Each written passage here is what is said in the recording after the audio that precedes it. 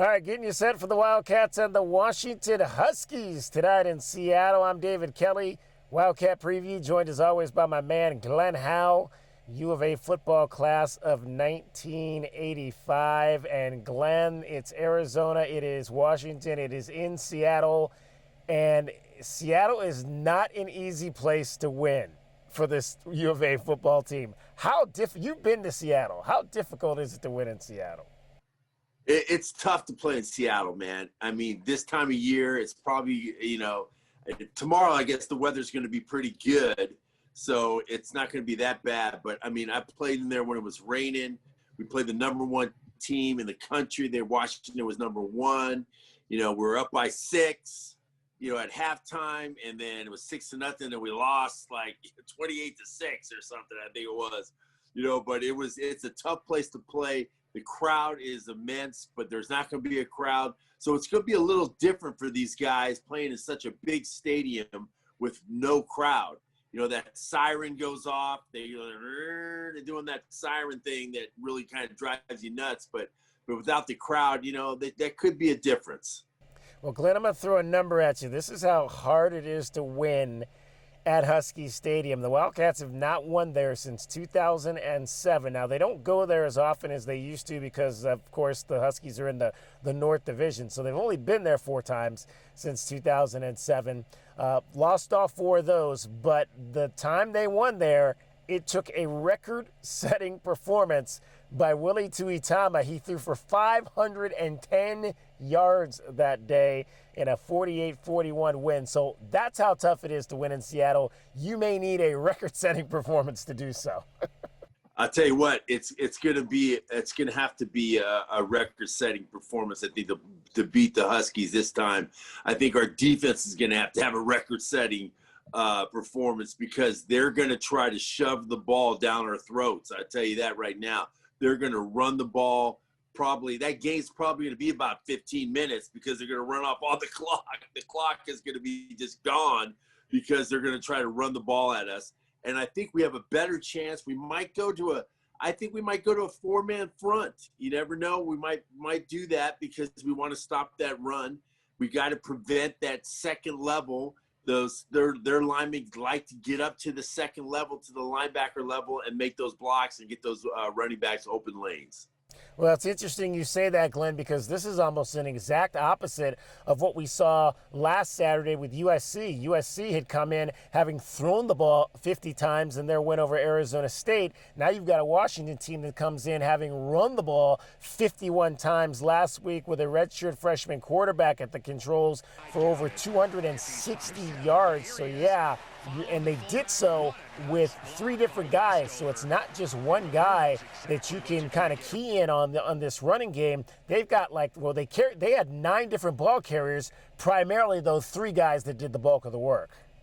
Yeah, and that's where we have to be able to be focused on and just playing some sound defense. I love that our defense was pretty disciplined except for the last 30 seconds of the USC game. I mean, other than that, I think we played sound defense. We looked like we were well coached.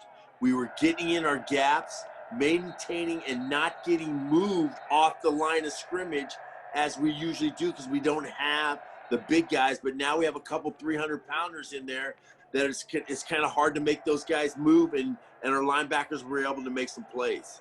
Well, that's going to be the matchup of the ball game, I think, is their offensive line against our defensive line. And I want to focus on the defense, and I want to show some plays. But I want to go back to what we talked about on Sunday about how we kind of felt that the defense was a little bit soft on those last 2 possessions. Now, I went back and looked at those plays, and we talked about how Keaton Slovis was 12 of 14, but actually only 13 of those passes were downfield. He had 1 jet sweep. So of those 13 passes, they rushed 3 people 5 times. They rushed 4 people 5 times, so we could see some of those 4-man fronts because they'll do that with Jalen Harris, allowing him to go back to the old school and put his hand on the ground. They rushed 5 on 2 occasions, and then they set the house on that one play where they got beat for the touchdown. But I asked Kevin Sumlin about this in the press conference. I want you to hear what Kevin Sumlin said about why they chose to go with that passive defense. Well, you have to cover him, David. and we ran out of people in the back, right? So if you can get there, you can get there. Otherwise, it'd have been quicker. They'd have been down the field quicker, right? So, you know, the philosophically, what we were doing throughout the game was working, right? Switching it up, blitzing on certain downs, but playing coverage and making their quarterback throw the ball and you know, making him be accurate. So, you know, philosophically in that situation, it really wasn't much different than the rest of the game until you got inside the 15, 10-yard line like they did when we did bring the house on Keaton. So, you know, the ball starts out there and, you know, you're down DBs, you're down corners, you're down safeties. Nickel, you know, we're trying to play with 5 or 6 DBs and they weren't available. So, you know, you become concerned and make them earn it. And they did. They got it. All right, so he kind of focused on the fact, one thing is that, Glenn, they actually did, when they did blitz, they blitzed when their backs were up against the wall in the red zone. So I was curious to get your opinion on why you think they chose those times to blitz. Well, I tell you, I thought we should have put all the chips and move them all up. We're playing everything. We're gambling. We had nothing to lose. That's what I think. And, you know, I'm not the $3 million a year coach, man. I don't get that money to do that. But I believe that we should have just gambled. And if it's the guys that are the young guys and the guys that haven't played, I think we got to find out if they can play. And this is a perfect time. I'd say this year is a throwaway year because of the COVID. You know, everybody's getting a mulligan, okay, for this year. So let's see if these guys can play. I understand. We were picked to win one game. And here we are in this game. And I think, you know, we've been playing well all the way through. So just keep the pedal to the metal and let's just play. All right, I want to show 3 plays from this game defensively in terms of how the Wildcats were blitzing in the red zone. And I want to start with Rourke Freeberg, who was really one of the standouts at linebacker. We talked about how he made some nice tackles for loss, but I want to show this one play here where he blitzed off the edge here, and he's kind of in a coverage. They've got 2 men on the outside there, Amon-Ra St. Brown and Drake London. And he's just kind of hanging out in the area with Christian Rowland-Wallace and Jackson Turner. But now you'll see as the snap comes up, he's going to start creeping toward the line, and bam, as soon as the snap comes, he's gone and forces Kedon Slovis into a bad pass there. Now, if Kedon, it was a bad pass. If Kedon had made a good pass, he might have been able to score on that play because London had the out open there. But it was the fact that I thought that Freeberg in that situation and they used him. We saw that several times where they blitzed him off that edge to try to get Kedon Slovis to force a ball, and in this instance, it worked. Yeah, and I think that's what the coaches did a great job of disguising their blitzes because Slovis sometimes didn't really recognize it, and then sometimes the backs didn't recognize it, and it put him in some trouble. So that's where it's good coaching is how you disguise your blitzes. Those are important for teaching the guys in practice how to do that. Sometimes, you know, you can see their blitzes coming and it doesn't really, there's no effect on the blitz, but they did a great job of disguising their blitzes. And I'm glad you brought up the running back because this next play I want to show was one of those situations we always talk about pass pro and how running backs have to be good blockers, but sometimes you have to give them multiple choices and which choice are they going to make, and if you're sending multiple guys, you might be able to sneak a guy through. Now this play particularly right here, and there were multiple things about this particular play I want to get into. First of all, you've got Jarius Wallace, and we'll talk about Jarius because he made some mistakes down the stretch, but he wasn't sure what was going on this play. And as we begin to roll this and you watch, he's asking Anthony Pandy. He believes Anthony Pandy's supposed to be guarding Drake London in the slot here. And he's looking around and Christian Rowland-Wallace has to tell him, no, you're the one that's supposed to be guarding Drake London in the slot right there. And the communication, that's important communication, Glenn, because had Christian Rowland-Wallace not taken charge in that instance, Anthony Pandy maybe gets pulled out of the situation he was supposed to be in because he's the one in this play that gets through to force Keaton Slovis off the point and force another throwaway. See, David, we always talk about, analysts always talk about communication on the field. This is where communication was done well, because you have to be able to know assignment and alignment. Just being in the wrong gap blows the play up. I mean, you can't make a play on the defense. That's where you get a big play. So them communicating and understanding, that's good that we have some guys that are going to tell you, you need to get here. That's what we have to have. We have to have that leadership of those guys, and Pandy and those guys have to be able to do that on constantly all through the game. Yeah, that was one of those plays where they sent 6 and the linebacker picked up Mourning and Pandy was able to get through and, like we said, move Slovis off the point. He had to scramble right and he threw the ball away, and then they ended up missing a field goal. So that's a key blitz there. Now, the blitz that didn't work was the one on the with 3:30 to go in the ball game when they're inside the 5-yard line, and they go with man coverage here because they sent 7. It was almost the same alignment that we had seen in that previous play, but they sent 7 versus 6. And Jarius Wallace, again, you know, he's a guy that's played a lot of football, Glenn. He's started 9 games. He's played in 36. So you would hope a veteran safety doesn't give up inside leverage to a tight end in that situation. He did, and it was costly for U of A. Yeah, and I watched that play on the replay, and I was like, why aren't we just jamming him at the line of scrimmage? You're faster than this tight end. Get him off his route a little bit, and the ball it has to be gone already. So if you jam him off the line, I don't know why we're playing off of him when you have 5 yards until the touchdown. I just think that was a mistake. I think we need to be up on the tight end, and it's not like Travis Kelce or Waller from the Raiders. You know, we're not playing against that guy. That guy, I think we should have jammed him on the line of scrimmage because you're so close to the goal line. Because then you can recover. You're faster. You should be a better athlete than that tight end.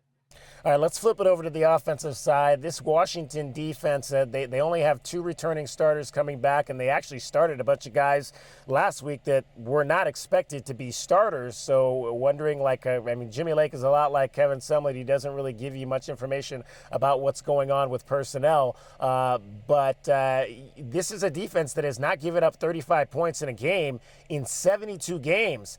I think U of A can hit that number today in Seattle. I think they can get 35 against this defense. Yeah, I think we can. I think if we're going to get a steady diet of Brightwell, I think we should do, because our line is playing well. I think they're doing pretty good. I think they're getting more confidence. They get good confidence against a USC line that's supposed to be stellar. And now we're going to get into this Washington game, and I think we're going to have a little confidence. And Grant I think he's really, really composed, and he's excited about now this is his team. He doesn't have to worry about somebody yanking him, pulling him out of the game. He's going to be ready to go, and I think he's going to be very successful on Saturday.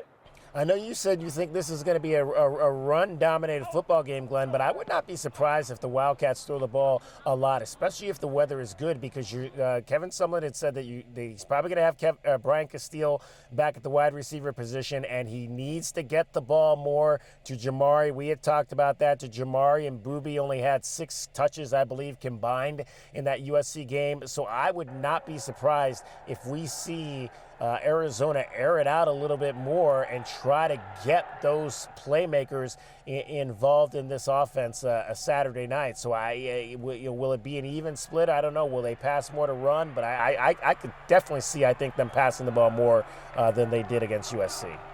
Well, I think they have a lot more confidence in Grant, and what he can do is throwing the ball. He still needs to get rid of the ball a little bit quicker. Okay, because I think he gave up a couple sacks that if he could just get rid of the ball, then we wouldn't have a sack. So I think he's getting better, and I think that now that we know we can go deep, and I think they're confident that he's a good, accurate passer. So that's what's really important for having a great passing game. And then the receivers. The receivers seem to have gotten better on that. Just what we only had one game. I understand that one game, but they were getting open. So that's what we have to do. We got a deep ball. We had some outs and some guys over the middle. We're doing a pretty good job in that. But last year we had issues of them getting open off the line of scrimmage. Everybody was man-to-man on us because they knew they wouldn't get into their routes. But now they're getting a little bit afraid because we're having some speed and guys are getting open and the ball's getting there to them. All right, 9 true runs for Grant Gunnell in that game against USC for 66 yards. So he was averaging almost 7 yards per carry. Not obviously what I want to see because you know me, I'm not a running quarterback. I don't think he'll have to run that much in this particular ball game because I think there's going to be more opportunities. I don't think there were a lot of opportunities for him to throw the ball because guys weren't open against USC. I think he'll have those, and this is what I lend back to saying I think they'll throw the ball more. I think there are going to be opportunities for him to make plays in the passing game, so we won't see him needing to run as much as we did against USC.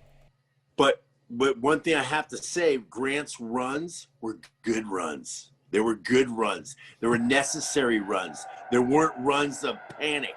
They were runs of just like, I see it open and I'm gone. So I really liked his decision making on his runs, which was really good. And lastly, before we wrap it up, we still aren't, obviously the Huskies started Dylan Morris at quarterback, and that was a surprise to a lot of people that thought Kevin Thompson, the transfer from Sacramento State, would get the starting knob. He's like a seventh-year senior, apparently, started his career back in the last decade at UNLV. So we could, if he's healthy, now there, again, Jimmy Lake's not really letting on. There was some talk that he might be injured, so if he's healthy, we could see him. He's a little bit more of a running quarterback than Dylan Morris is, but regardless, if Dylan Morris is the guy, you cannot let a redshirt freshman quarterback beat you in this ballgame. Yeah, and we're gonna have to put pressure on him. And if we stop the run, if we get him in long, third and long, second and long situations, that's where we get our opportunities. That's where we have a chance to steal a possession. That's the things that we have to be able to do. We got to be able to not let him move the chains and not let him get confidence in moving the chains and then not letting that offensive line get real confident and though they're just getting 5 yards a chunk, 6 yards a chunk, 7 yards. We got to start stopping them, put them in long, second and third and long. All right, let's hope you're right and the weather's good. We don't get any sideways rain like we have seen on many times up in Seattle. All right, it's the Wildcats and the Huskies, and we'll be back to break it down for you on Sunday night.